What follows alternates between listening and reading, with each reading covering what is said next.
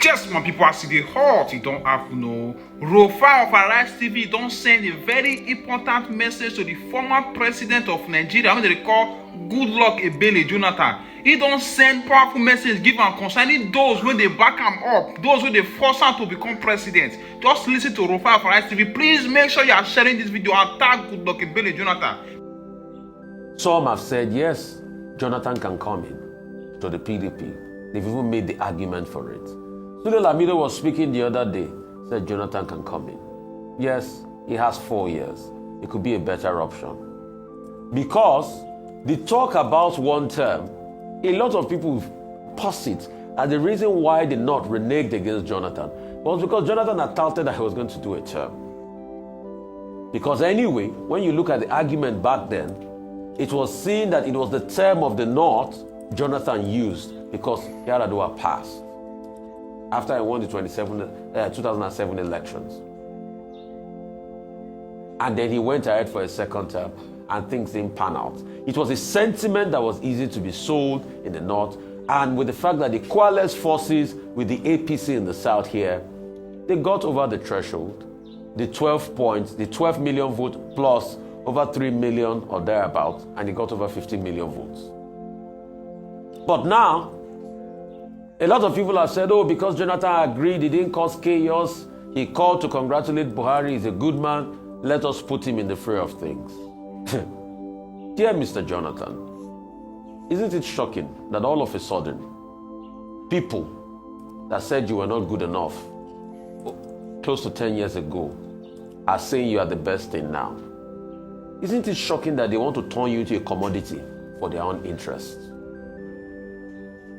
And that's the shocking parameter a lot of people fail to realize. So all of a sudden, some people are pushing the kite that you are good enough. But when they needed the power off you, you were not good enough. These same people that are saying you are good enough today were those that engineered the opinion of the nation against you. Dr. Abatti here can tell us the story because he spent a lot of time defending you. But he also saw the betrayal by the so-called people that claimed that they loved you then. It's all politics. For me, what saddens me is that since this political argument started among all the candidates, and today I want to berate all the candidates that are saying they want to be president, we have not heard any one of them say let's debate on how we are going to solve the great problem of power.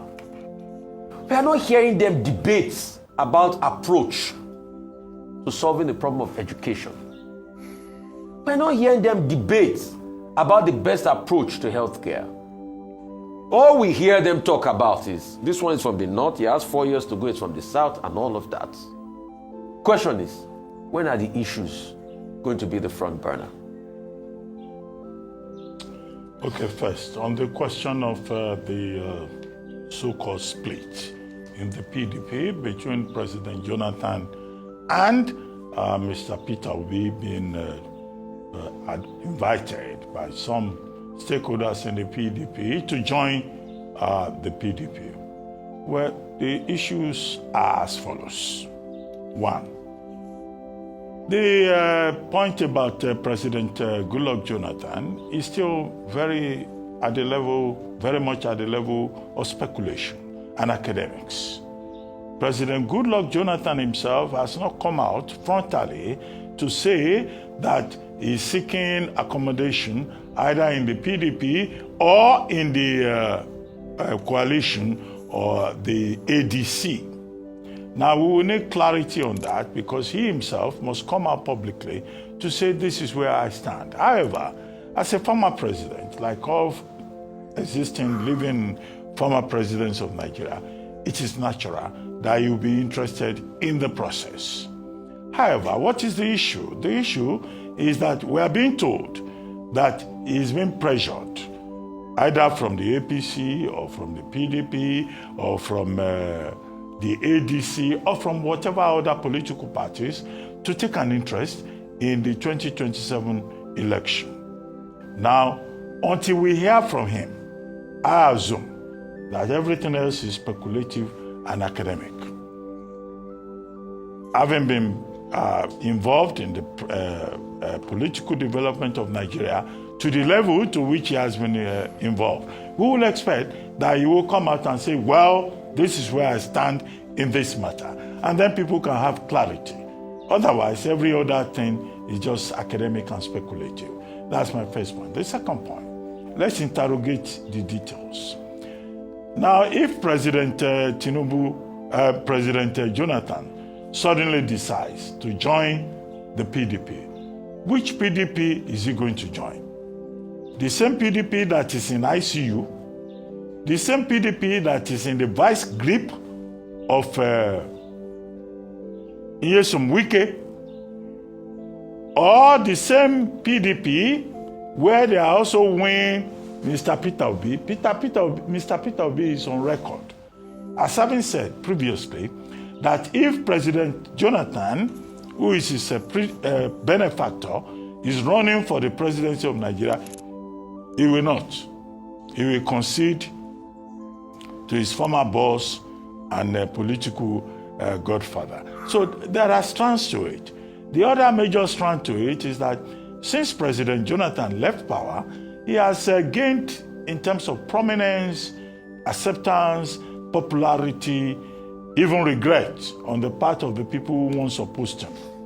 Internationally, he is a major international figure in Nigeria today.